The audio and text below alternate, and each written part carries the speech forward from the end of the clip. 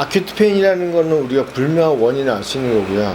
인저리가 될 수 있는 걸 분명히 알고 인저리에 의한 정상적인 신호라고 봐야 되지만 크로닉 페인은 그것이 아니라 일정 시간이 지나서 회복이 됐음에도 불구하고 그 다음에 원래 오리지널 인저리가 없어졌다고 생각함에도 불구하고 혹은 계속 지속적인 문제에 의해서 통증이 나타나는 걸 이제 크로닉 페인이라고 말씀을 드립니다. 감작이라는 얘기하고 플라스티시티라는 용어가 많이 혼용이 되고 있는데 원래 감작이라고 하는 얘기는 이 리셉터의 변화를 주로 얘기하는 개념으로 시작됐던 걸로 찾아보니까 돼 있더라고요. 플라스티시티라는 얘기가 훨씬 더 쓰이기에 맞는 말, 적합한 말이 돼서 옛날에 프라이머리, 세컨더리 센시타이제이션 똑같이 프라이머리, 세컨더리 플라스티시티 이런 식으로 똑같이 쓰이고 있는 용어들이 요즘 최근에 많이 바뀌어가는 추세입니다. 일시적인 액티베이션이 아니라 계속 지속적인 액티베이션이 되면 뉴럴 플라스티시티 혹은 센시타이제이션 이렇게 변화가 온다고 얘기를 하고 있습니다. 그래서 아시다시피 도살혼에 있는 거 이게 이제 프라이머리 센시타이제이션이 시작돼서 도살혼이 되니까 이제 세컨더리로 넘어가는 거가 될 거고요. 서스테인드 액티베이션이 되면 결국 센트럴 센시타이제이션으로 된다는 얘기죠. 결국 이제 이러한 그 센시타이제이션이라고 하는 게 이제 리셉터의 개념에서 리셉터 숫자도 물론 중요하지만 전체적으로 보면 시냅스의 변화이기 때문에 이걸 센시타이제이션이라기보다는 시냅스의 변화이기 때문에 플라스티시티라는 용어가 좀 더 적극적으로 바뀌어지는 게 맞는 거죠. 레이턴트 액티베이션 혹은 디프레션, 그러니까 증강된 지속적인 잔해가 반복되고 강화되는 거에 의해서 시냅스가 강화되는 형태로 가느냐 아니면은 시냅스가 약화돼 가지고 안 쓰이는 형태로 가느냐 이런 식으로 될 수도 있고 또 새로운 시냅스가 형성되기도 합니다. 있던 시냅스가 증강되기도 하고요. 이런 변화가 온다는 얘기입니다. 결국은 에이징이라고 하는 자체가 로스 오브 시냅스가 없어지던가 혹은 시냅스가 기능을 잃는 거를 에이징이라고 생각한다면 크로닉 페인은 로스 오브 시냅스도 되겠지만 체인지 오브 시냅스의 변화가 온다는 얘기입니다. 물론 크로닉 페인이 아주 심해지면 심각한 정도의 변화가 오는 특정 부위는 에이징과 똑같이 그레이 매터의 그 로스가 감찰됩니다만 일반적인 크로닉 페인은 그런 것보다는 시냅스의 변화를 의미합니다. 자, 그래서 보시면 크로닉 페인은 시냅시스의 체인지가 오고 시냅시스 예를 들자면 여기서는 이제 글루타메이트 시냅시스의 체인지가 왔죠. 그래서 글루타메이트의 릴리즈가 훨씬 더 많아지죠. 이제 뉴럴 플라스티시티라고 하게 되고 이것이 결국은 패솔로직 뉴럴 플라스티시티가 되고 결국은 뉴럴 서킷의 말펑션이 된다는 얘기입니다. 이 뉴럴 플라스티시티의 기능은 아시다시피 여기가 이제 페리페랄 뉴럴 센시티비티 혹은 1차 뉴럴 센시티비티 그다음에 요게 이제 2차 뉴럴 센시티비티 세컨드 뉴런에서 오는 거. 그래서 이런 변화가 오게 되는 것 자체가 결국 이거 자체는 어떻게 보면 학습하고 비슷한 거죠. 러닝이죠. 결국 이제 그 첫 번째 쇼텀 메모리 되고 이것이 계속 지속적으로 강력하게 자극이 되면 세컨드 뉴런 롱텀 메모리가 형성되는 거잖아요. 그래서 이런 형태로 통증도 마찬가지로 이런 변화에 의해서 러닝하고 비슷한 개념으로 변화가 온다는 얘기입니다. 자, 그런데 여기서 한번 보면요. 물론 우리가 간과하지 말아야 될 거는 그레이 매터의 체인지도 옵니다. 결국 굉장히 강한 그 오래된 통증이 된다면 하지만 일반적으로 이걸 우리가 기대하는 건 아닙니다. 어쨌든 뉴럴 플라스티시티에서 시냅스 액티베이션 돼가지고 위크 액티베이션 되면은 아시다시피 없어지거나 혹은 디프레션 되는 거죠. 그래서 롱텀 디프레션이 되는 거고 시냅스는 남아있지만 기능을 안 하는 거죠. 또 계속 지속적으로 강한 자극 혹은 특히 반복적인 자극 학습에서 중요한 게 이제 반복이잖아요. 반복적인 자극에 의하게 되면 이거 자체가 스트렝싱이 강화되고요. 임플리케이션이 되고 그래서 이 리인포스먼트 돼가지고 결국 시냅스가 더 강조되고 두꺼워지게 됩니다.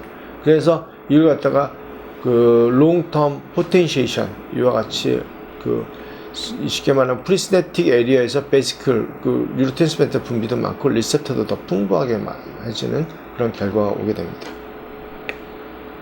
우리가 통증을 네 가지로 하면 뉴로패식 페인, 너셉티브 페인, 인플라메터리 페인, 뉴로패식 페인, 센트럴 페인 어그멘테이션 이 네 가지로 이게 그 보면 역시 림빅 시스템 어그멘테이션은 같은 얘기입니다. 다시 말하면 너이셉티브 페인은 즉각적으로 우리가 어떤 거에 찔렸거나 할 때 즉각적인 통증, 특히 이제 A 델타에 의한 통증이겠죠. 찔리면 바로 아픈 거, 여기가 아프다라고 얘기하는 너이셉티브 페인이죠. 그 다음에 찔린 부위에서 인저리가 오게 되고 인플라메이터리 팩터들이 올려가지고 C5 같은 것들을 자극하게 되면 인플라메이터리 페인이 되겠죠. 그래서 요거는 하이 페인 스레셜드, 로우 페인 스레셜드 이런 두 가지 형태는 우리가 흔히 오는 통증이라고 볼 수 있습니다. 그러나 뉴로패시픽 페인이라는 건 너브 인저리에 의해서 오는 거잖아요. 다시 말씀드리면 일반적인 너이셉티브 페인이 센시타이제이션 되는 경우는 거의 없지만 인플라메토리 페인이 반복되게 진행돼요. 예를 들어서 니 조인트 페인이 계속 반복된다. 니 조인트 오스테오아스라이티스가 그러면 요거는 센시타이제이션 될 수 있죠. 파텔라 페모랄 페인 시нд롬이 오래된다. 그럼 감작되죠. 근데 이런 건 충분히 감작은 가능합니다. 센츄럴 센시타이제이션은 가능한 얘기죠. 그 다음에 그러나 뉴로패시픽 페인은 이제 시간이 오래되고 강한 자극이기 때문에 분명히 감작이 됩니다.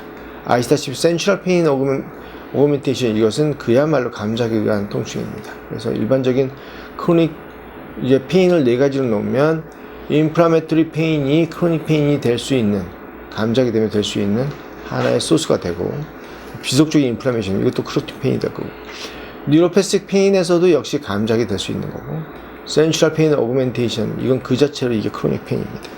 뉴로패시픽 페인에서 보면 뉴로패시픽 페인은 이제 뉴로프락시아, 엑소노메스, 뉴로메시스 이건 굉장히 이건 갈라져서 다시 안 생기는 거고 엑소노메시스는 나중에 이게 월라리언 디제너레이션이 일어나는 걸 얘기하는 거고 뉴로프락시아는 그 단순한 손상이기 때문에 신경의 기능이 떨어지긴 하지만 보통 수주 안에 회복이 되고요. 이거는 보통은 이제 정상으로 회복이 되죠. 근데 이거는 주로 이제 그 쉽게 말하면 빡 찔린 것 같은 거, 미사일 인저리, 너브 근처에 이런 거에 의해서 손상이 됩니다. 마일드 블런트 블로우죠. 일반적으로 우리가 받는 게 뉴로프락시아입니다. 이게 엑소노메시스나 뉴로메시스는 이건 큰 사고에 의해서 생기는 것이지 일반적으로 나타나지는 않습니다. 우리가 스파이널 스트레스에서 나타나는 건 뉴로프락시아 심한 경우에 우리가 그렇게 구멍이 좁아 보여도 이게 나타나는 거지 다음 것들은 나타나지 않거든요. 그러니까 예를 들어서 HMP가 생겼거나 뭐하거나 해서 신경이 손상이 됐다, 갑자기 마비가 왔다, 그리고 위크니스가 왔다 하는 것들이 정상적으로 우리가 프레스를 잘 진행한다면 통증이 이제 이게 회복이 되는 거죠.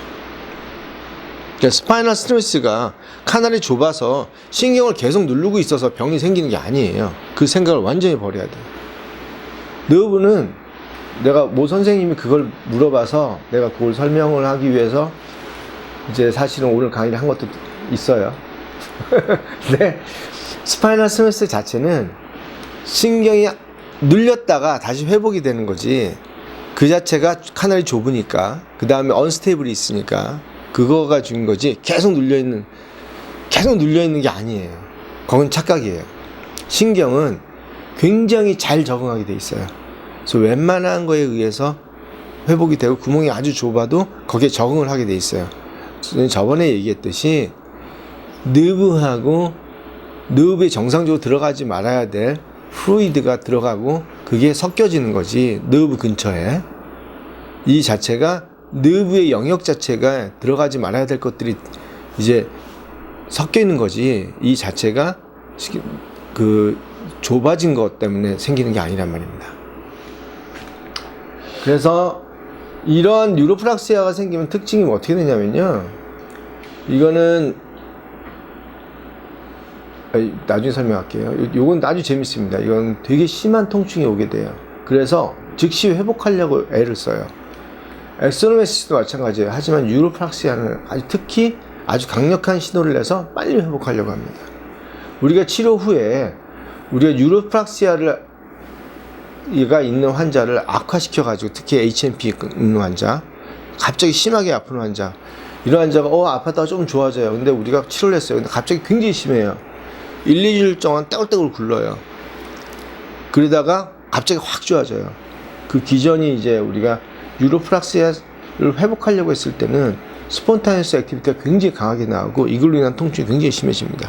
스폰타니어스 액티비티라는 자체가 힐링하려는 굉장히 강력한 소스예요. 이걸로서 회복하려고 하는.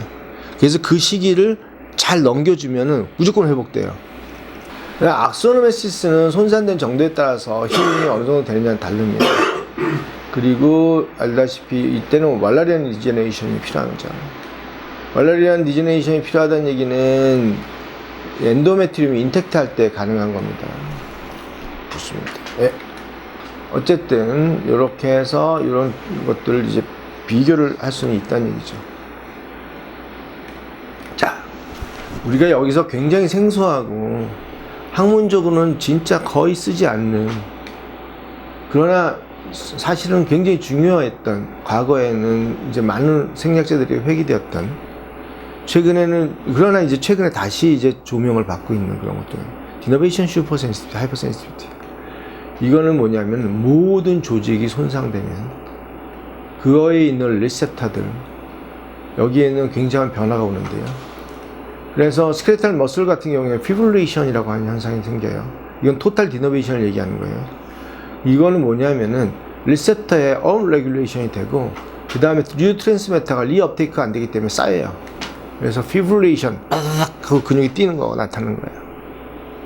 자기 역할은 못하고 이 뉴로트랜스미터가 많이 나오고 그 다음에 그 오간의 그 리셉터 업레귤레이션도 있고, 그래서 팍 떠는 거예요. 일을 못하고 팍 떨기만 하는 거예요. 그게 쉽게 말하면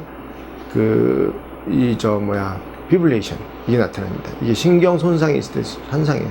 이렇게 심한 피브릴레이션이 나타나는 경우, 우리도 이걸 보긴 하지만 심한 환자들은 보죠. 하지만 이렇게까지 나타나지 않지만 이와 비슷하게 하이퍼 센시티브하게 머슬이 뭉쳐있고 긴장되어 있고 텐던이 긴장되어 있는 현상은 흔하게 나타난다는 겁니다. 이 정도는 아니지만 우리가 이때 이제 케너스 로우를 볼 수 있죠. 이제 닥터 건, 캔건, 이제 저희 사부죠. 지금은 요거에만 의존하진 않죠. 어쨌든 이거 자체가 크로닉 페인에서, 자 보셔요. 여기서 보면 뭔가 없죠.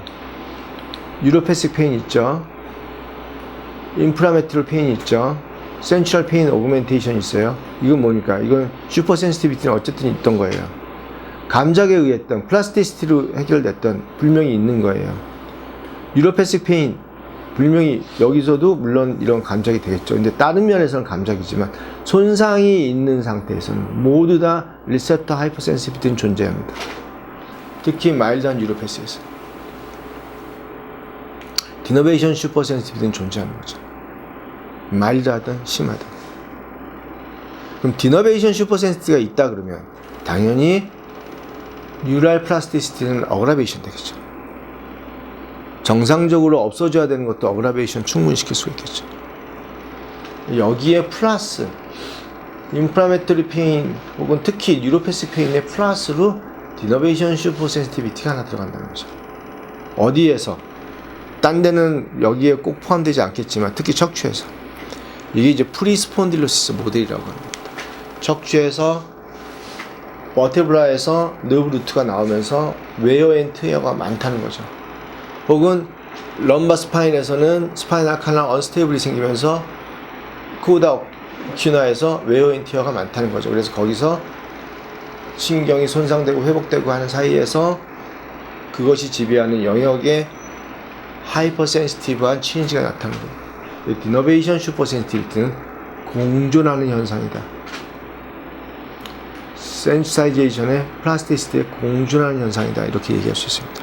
그리고 디너베이션 슈퍼 센시티비티를 보존되게 한다면 센트럴 센시타이제이션에도 도움이 되게 할 수 있다. 이 얘기입니다.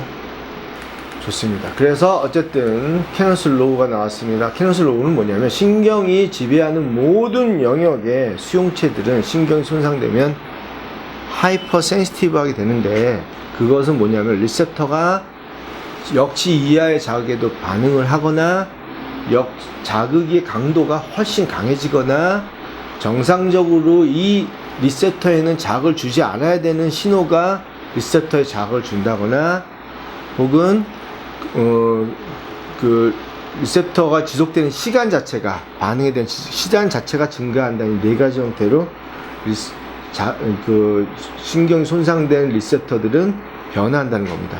쉽게 말하면 지배자가 군대에서 장군이 그 국가에서 대통령이 왔다 갔다 하니까 그 밑에 있는 사람들은 뭘 어떻게 될지 몰라서 그러니까 굉장히 흥분되어 있는 거죠. 여기 찌르면 이리 이동하고 저리 찌르면 저리 이동하고, 그러니까 비정상적으로 리셉터들이 갈등을 한다는 얘기입니다. 자, 좋습니다. 이렇게 해서 뉴럴 너브 인저리에 의한 통증, 그 다음에 이제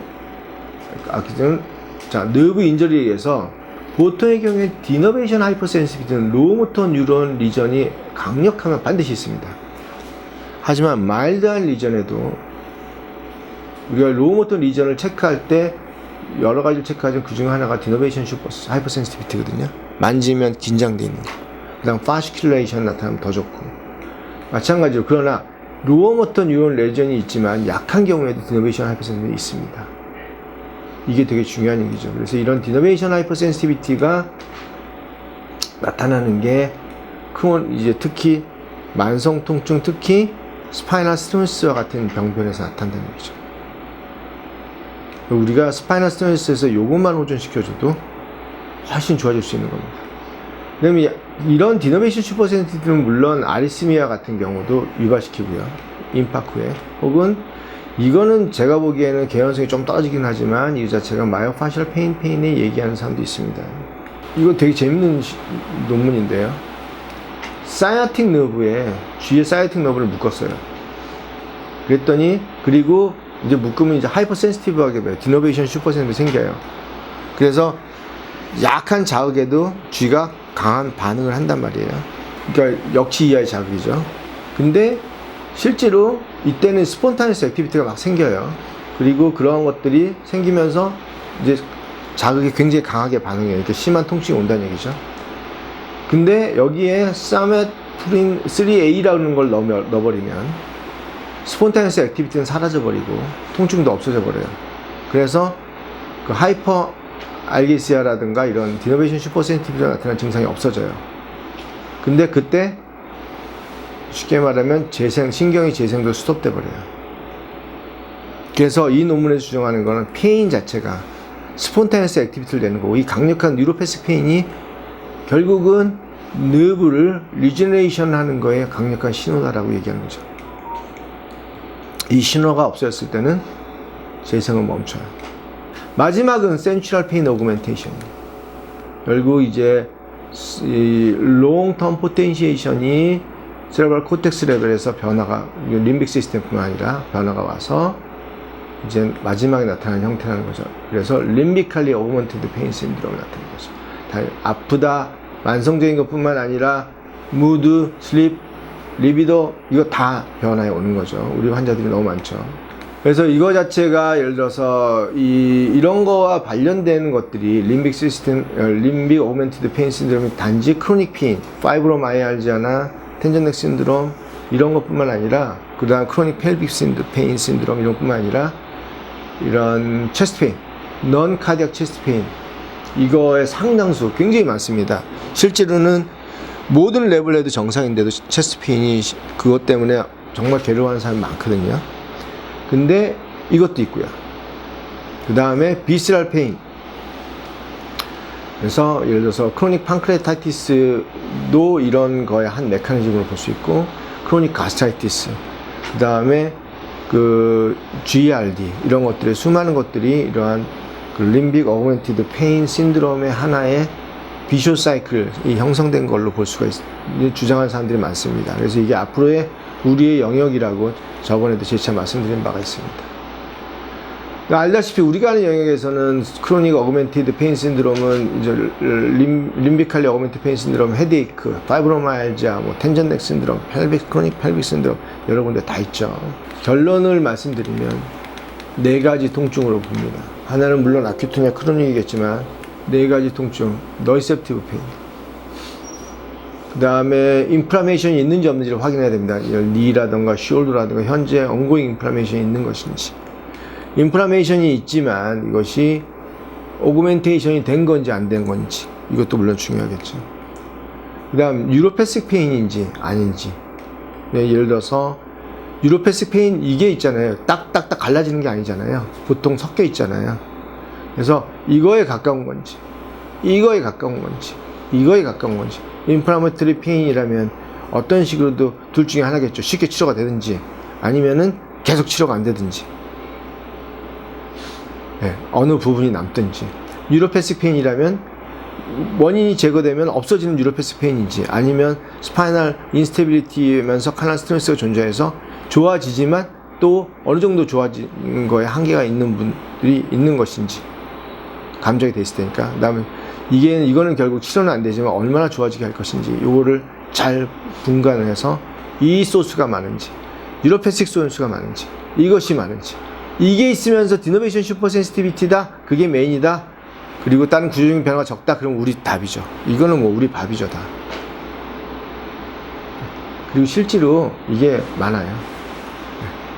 이렇게 해서 이 병을 분간할 수 있으면 진단에 도움이 많이 될 것 같습니다. 그래서 요거에 따라 가지고 되는 거죠. 이거 카테고리 C죠.